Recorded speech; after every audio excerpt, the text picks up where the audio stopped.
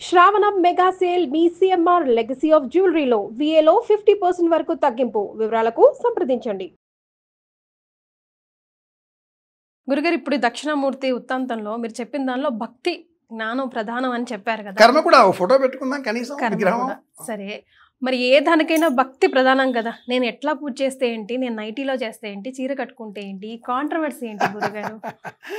నిజమే అమ్మాయి. ఇప్పుడు డ్రెస్ కోడ్ అనేది ఒకటి ఉంది.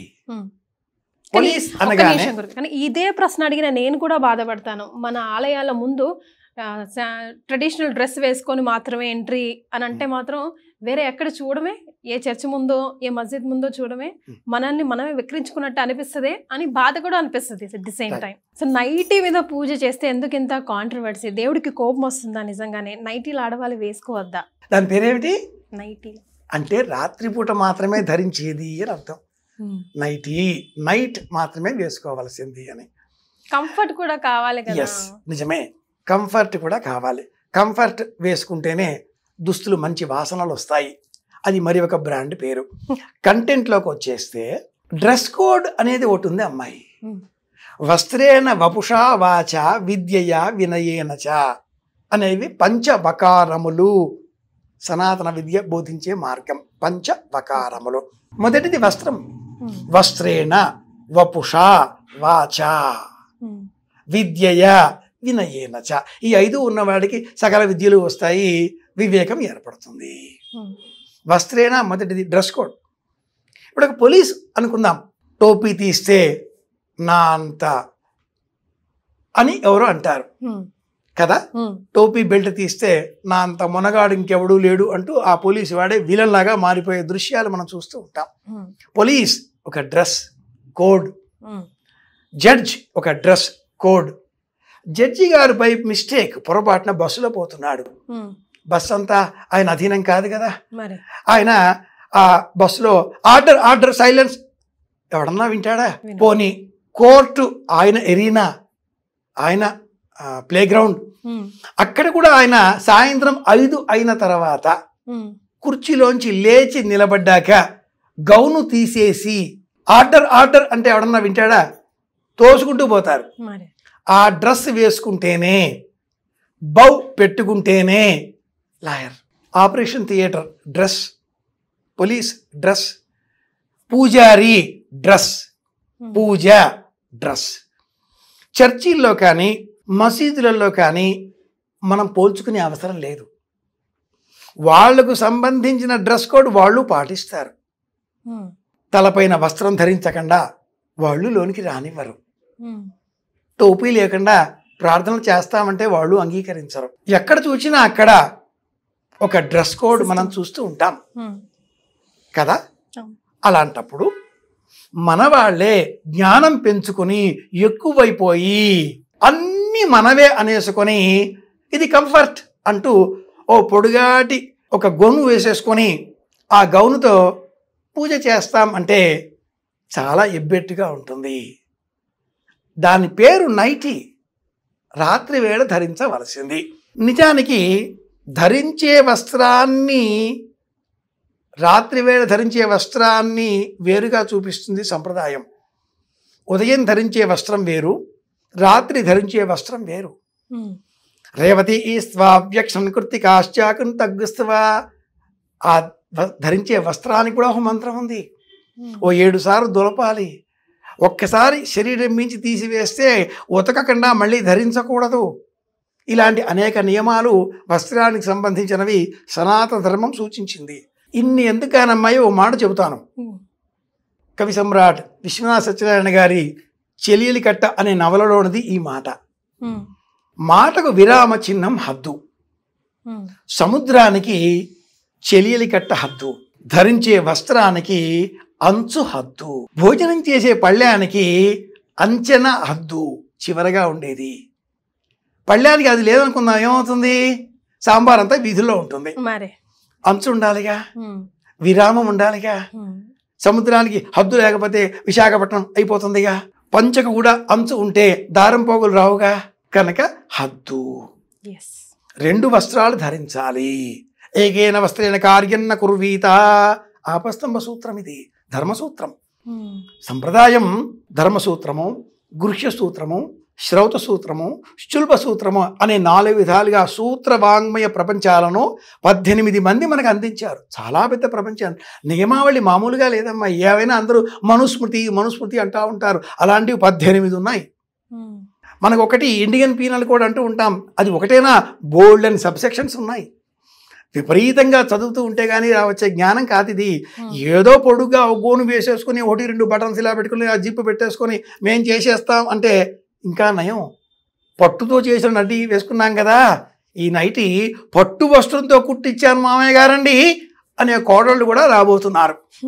మీకు పట్టుది వేసుకుంటే నైవేద్యానికి పనికిస్తుంది కదా, కాబట్టి ఈ నైటి పట్టుదోలతో శుభ్రంగా నైటీ వేసుకోండి, ఏ చింత లేదు. అయితే నడుముకి ఒక తువ్వాల కట్టుకోండి అట్లీస్ట్. కొన్ని నైటీలకి ఈ మధ్యకాలంలో నైటీ క్వాలిటీతో నైటీ ప్రింట్తో ఉండేటటువంటి వల్లెవాటు కూడా వస్తుంది. సెట్ లాగా వల్లెవాటుని నడుముకు బిగించి కట్టండి.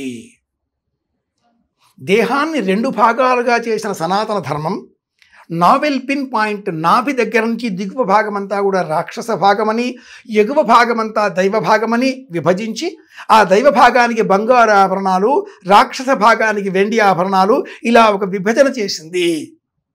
ఎడమ చేత్తో తింటామా? లెఫ్ట్ హ్యాండర్స్ మినహాయిస్తే.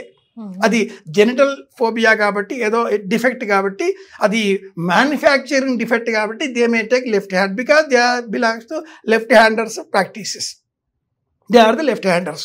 బట్ అందరూ కూడా కుడి చేతితో తింటారు. 2 చేతుల్లోనే మనం ఇంత చూస్తున్నప్పుడు 2 కళ్ళు సమానం కావు, 2 చెవులు సమానంగా ఉండవు, 2 ముక్కు రంధ్రాలు సమానంగా ఉండవు, 2 భుజాలు శరీరంలో ఉండే ఏ భాగాలు 2 కూడా సమానంగా ఉండవు, ఏ భాగాలైనా. అలాంటప్పుడు దేహంలో ఉండే 2 భాగాలని నైటీ వేసుకోండి, నిరభ్యంతరంగా వేసుకోండి. సనాతన ధర్మాన్ని అనుసరించి మరి ఒక వస్త్రాన్ని నడుముకి బిగించి కట్టండి. వివాహిత అయినటువంటి యువతి చెవులకు బులాకీలు ఏమంటారమ్మా, జుంకాలు అంటారా, అవి ధరించాలి. కమ్మలు ధరించాలి.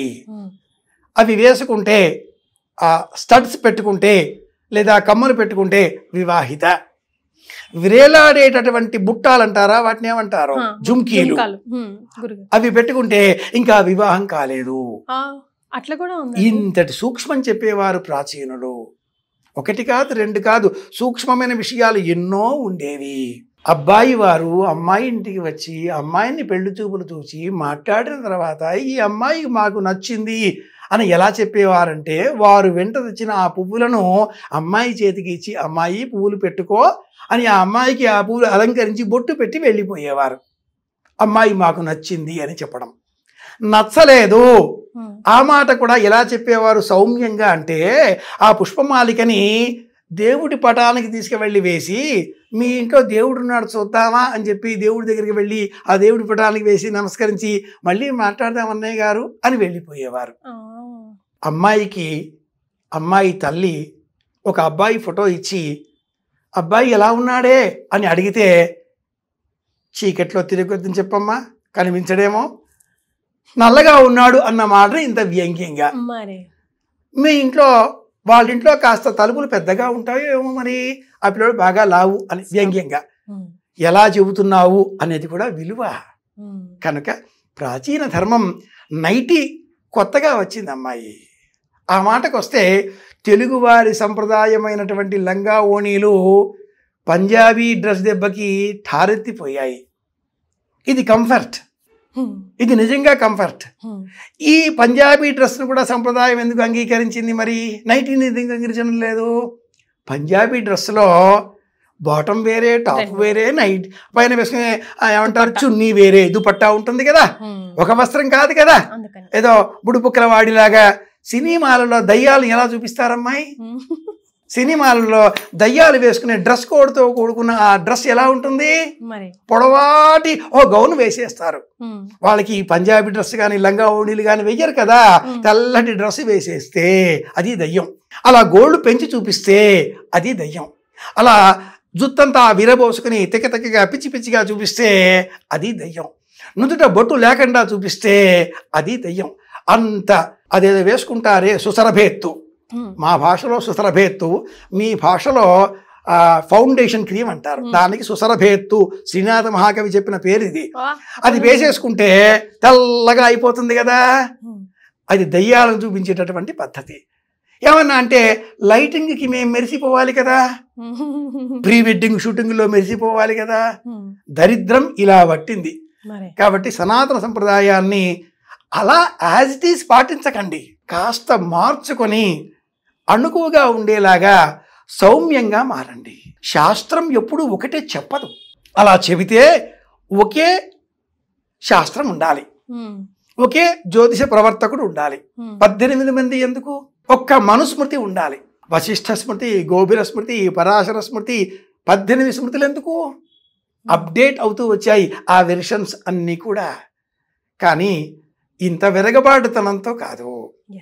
సనాతన సంప్రదాయం పంజాబీ డ్రెస్సును అంగీకరించింది. ఎందుకు అంటే ఆ డ్రెస్సు వేసుకునే విధానంలో సంప్రదాయం ఉంది, దేశీయత ఉంది. ఈ దేశానికి సంబంధించిన ఒకానొక విలువైన పద్ధతితో కూడుకున్న డ్రెస్ విధానంలో ఒకటికి కాకుండా 2, 3 వస్త్రాలు ధరిస్తున్నారు కాబట్టి అంగీకరించింది. నైటీ ఎందుకు అంగీకరించదు? ఇది అరబ్బుల వాళ్ళు వేసుకునే, దయ్యాలు వేసుకునే గౌన్ లాగా ఉంది కాబట్టి అంగీకరించదు. ఇది విషయం. అర్థమైంది కదా, ఇంకిప్పుడు ఈ ప్రశ్న వద్దు.